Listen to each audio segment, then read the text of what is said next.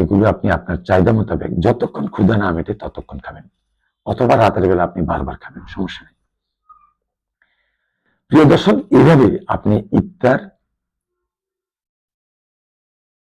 রাতের খাবার, ভোর রাতের খাবার যদি আপনি নিয়ম মোতাবেক খান, আমি যে ফর্মুলা দিছি এই ফর্মুলা মোতাবেক খান, তাহলে আপনার কোনো ওষুধ খাওয়া লাগবে না, আপনি সুস্থ থাকবেন।